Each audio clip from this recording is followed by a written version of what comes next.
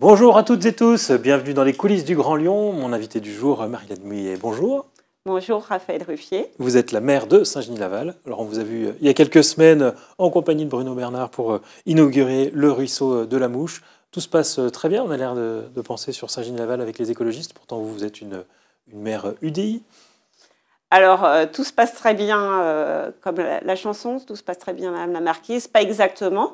Sur ce ruisseau de la Mouche, on était vraiment très heureux de cet investissement de la métropole, puisque la renaturation et la protection de la biodiversité, c'est un des axes forts de notre projet. En revanche, je ne dirais pas que tout se passe bien sur les mobilités avec les élus métropolitains. En parlant un peu de mobilité, pour Saint-Genis-Laval, ce qui a compté sur ce mandat, ça a été l'arrivée du métro B.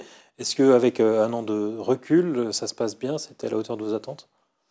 Alors, je dirais qu'il y a plusieurs choses à prendre en considération. Donc, le métro, c'est clairement un avantage pour l'hôpital, à la fois pour les patients, les personnes qui travaillent, les étudiants, aussi pour la zone d'activité de la Mouche et les habitants en proximité.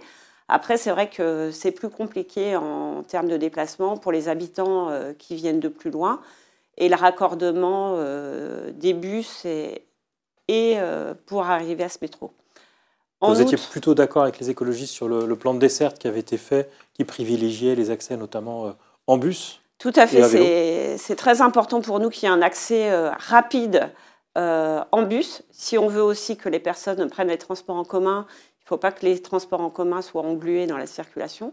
Donc l'accès rapide et aussi l'accès rapide à l'hôpital, puisque la voie de desserte, c'est aussi la voie qui permet aux ambulances d'accéder rapidement aux urgences et aux taxis. Donc ça, c'est indispensable. Et donc, qu'est-ce qui coince aujourd'hui? Qu'est-ce qui coince? Déjà le dépose-minute, donc qui n'a pas été pensé en amont. Donc ça fait plusieurs mois qu'on a interpellé la métropole à ce sujet. C'est que les gens utilisent l'arrêt de bus en fait qui est devant. Voilà, ils utilisent la ligne de bus. Ça génère évidemment des mécontentements des chauffeurs de bus, mais au-delà de ça, de la dangerosité. Donc ça, c'est un vrai souci, alors qu'il y a une solution assez simple qu'on leur a proposée, puisqu'il y a une aire de livraison qui est totalement inutile pour l'instant, puisqu'il n'y a pas de livraison, en fait, puisque rien n'est construit en termes d'équipement au niveau du métro.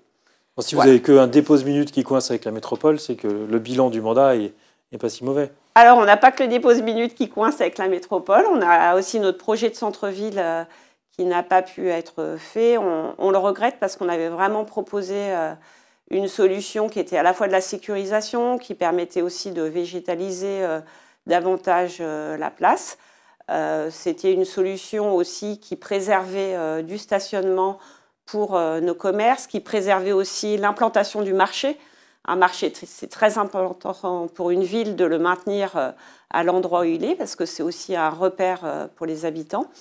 Et malheureusement, après des mois et des mois de discussions, on a eu une fin de non-recevoir, puisque la métropole exigeait une mise en sens unique d'une rue qui empêchait en fait à toute une partie des habitants d'accéder au centre-ville. Alors on a demandé des expérimentations et malheureusement, là aussi, on a eu une fin de non-recevoir. C'est très compliqué en fait de discuter avec eux quand on n'est pas complètement d'accord.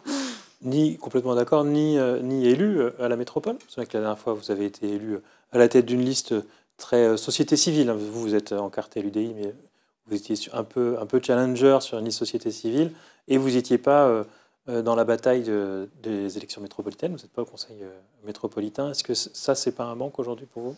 Alors effectivement, c'est peut-être un manque de ne pas siéger à la métropole. En revanche, je me dis que si j'avais été élue, j'aurais certainement été élue sur une liste d'opposition. Puisque j'avais été sollicitée à la fois par M. Kimmelfeld et par M. Buffet. Et finalement, quand je vois aujourd'hui ce qui se passe au niveau de la métropole, on voit que ces différents groupes, je dirais que c'est aussi compliqué pour eux de discuter avec les élus métropolitains. Je pense que c'est aussi l'organisation de la métropole, le fait que ça soit une collectivité.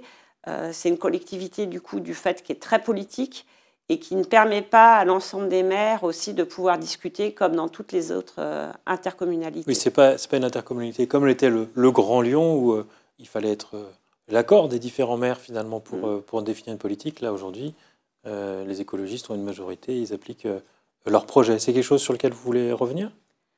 Je pense qu'effectivement, de toute façon, on voit que ça ne fonctionne pas, en fait. Mais je pense que ce n'est pas lié seulement au fait que ce soit les écologistes au pouvoir. Je pense que c'est consubstantiel à l'organisation de la métropole telle qu'elle est. Et il y a eu des rapports. Quand on discute avec des maires, moi je suis élue à l'Association des maires de France, vous pouvez parler à un maire d'une commune rurale comme une grosse commune, tous disent que c'est impossible de travailler comme ça sans en fait accord des maires.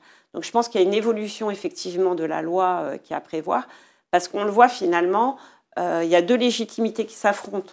Quand je vous parlais par exemple du projet de centre-ville qu'on ne peut pas faire à Saint-Genis, c'est parce qu'il y a une rue, la métropole m'impose de la mettre en sens unique si on fait le projet. Je sais très bien que ça va générer des gros soucis par ailleurs. Donc en fait, il y a la légitimité de la métropole et il y a la mienne. Et en fait, on n'arrive pas à trouver un consensus. Donc c'est vraiment un très bon exemple, je pense, de ce que peut être le dysfonctionnement de la métropole.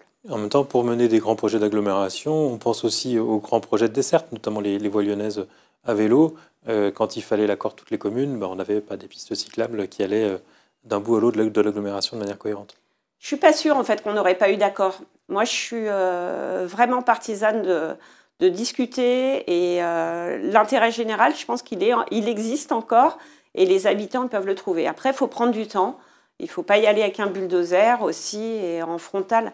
Parce qu'en fait, le risque de ces politiques-là, c'est que finalement, ça arrive à être contre-productif. Et finalement, on le voit aujourd'hui, il y a un rejet finalement de certaines politiques écologistes, alors que l'écologie, elle est nécessaire et qu'elle concerne tout le monde. Puisqu'en fait, c'est aussi la protection du vivant. On parlait de biodiversité tout à l'heure, mais c'est aussi la protection de notre santé et finalement, c'est la protection de nous-mêmes. Autre sujet dans votre actualité, c'est la chaufferie bois, qui devait ouvrir en 2026, qui sera reportée en 2028. De nouvelles études environnementales ont été demandées par la préfecture. Pour vous, c'est une bonne nouvelle, c'est une mauvaise nouvelle? Pour moi, c'est une bonne nouvelle en le sens que, évidemment, c'est une contrainte, mais étant donné que le projet du Vallon a du retard, finalement, ça laisse du temps supplémentaire à la discussion. Et c'est ce que je vous disais aussi en préambule, c'est vraiment le point fort, par exemple, de notre équipe, c'est qu'on est allé tout au long du mandat, tous les mois, on a fait des cafés citoyens, énormément de réunions publiques, on a créé des comités consultatifs sur les antennes relais, sur le conseil des aînés. Je pense qu'il faut vraiment prendre le temps d'aller voir les habitants. Et pour moi, le report, c'est vraiment une opportunité aussi d'avoir une enquête publique, que chacun puisse s'exprimer. Et j'espère aussi de pouvoir entendre la parole, que ce soit de l'ADEME, de l'ATMO, aussi des paroles qui ont du sens au niveau scientifique et pas tomber un peu dans... Ça ne vous inquiète pas, une chaufferie bois? On voit que dans d'autres endroits de l'agglomération, ce sont des sujets très, très polémiques. Vous inquiétez pas de voir arriver une chaufferie bois dans la commune? En fait, au niveau des études qui nous ont été présentées, la chaufferie de Saint-Genis-Laval, d'abord, c'est pas une méga chaufferie, hein. C'est une petite chaufferie avec du bois dont l'approvisionnement serait local, qui fonctionnerait 8 mois de l'année sur 12, avec un passage camion qui serait uniquement dans la zone d'activité, donc 6 à 10 camions par jour, de 7h du matin à 17h. Donc c'est vraiment très raisonnable en termes, par exemple, d'empreinte véhicule. Et en ce qui concerne l'empreinte au niveau atmosphérique, c'est l'équivalent de 20 chaufferies individuelles. Une chaufferie qui chaufferait à terme 1400 logements ou équivalent, puisque ce sont aussi nos équipements communaux qui pourraient être accordés. C'est aussi des prix garantis. Donc je pense qu'on a assez vite oublié ce qui s'est passé avec la guerre en Ukraine, les soucis d'approvisionnement. Est-ce qu'on a envie aussi de dépendre du gaz qui vient d'Algérie ou de Russie? Je pense que vraiment la question qui est aussi à se poser, c'est la question de notre souveraineté. Et c'est une question qui, pour moi, est très écologique aussi, la souveraineté. Pouvoir dépendre d'une énergie locale et renouvelable sur toute sa durée, je pense que ça peut être un avantage. Mais j'entends aussi les inquiétudes des riverains. Je les comprends et je pense que vraiment, ce report est une opportunité. L'inquiétude est sur la pollution de l'air. L'inquiétude est sur la pollution de l'air et la pollution visuelle aussi que peut générer un équipement. Ça nous amène un peu à la dernière question. On est à un an des élections municipales. Est-ce que vous allez, vous, y retourner sur les prochaines élections? Alors, pour l'instant, on est dans le bilan. Dans notre bilan qu'on est en train de rédiger avec à la fois tout ce qu'on a fait qu'on estime très positif, des projets aussi dont on n'a pas parlé comme Open Plus, qui est une première sur la région Auvergne-Rhône-Alpes d'ouverture Votre en médiathèque qui est autonomie, ouverte tous les dimanches, y compris voilà, les dimanches, soirées. les soirs sur badge. En fait, ça montre Mais vraiment en autonomie, aussi... c'est-à-dire que les habitants ont un badge, ils peuvent rentrer seuls. Voilà. Il y a quand même une sécurité qui est assurée. Ils peuvent rentrer seuls via avec vidéosurveillance. une sécurité assurée soit via notre CSU, notre centre de supervision urbain, soit par une personne, un SIAP, le dimanche. Ça permet d'y aller complètement en autonomie et je trouve que c'est un des mots aussi qui nous est cher à l'équipe que je dirige, c'est vraiment la confiance. On fait confiance aux habitants.